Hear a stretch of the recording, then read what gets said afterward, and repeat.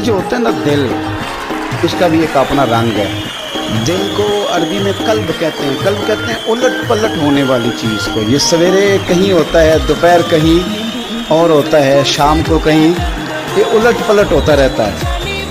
وہ شاعر نے کہا تھا کہ درد اگرچہ جان کو ذل ہے، کروں کیا کہ یہ دل ہے. رمیش کا اگر نہ ہوتا تو پھر غم روزگار ہوتا. یہ الٹ پلٹ ہوتا رہتا ہے. اس کے اندر چیزیں پیدا ہوتی رہتی ہیں. یہ کبھی کچھ سوچتا ہے، کبھی کچھ چاہتا ہے، کبھی کچھ کہتا ہے. کریں کیا اس کا؟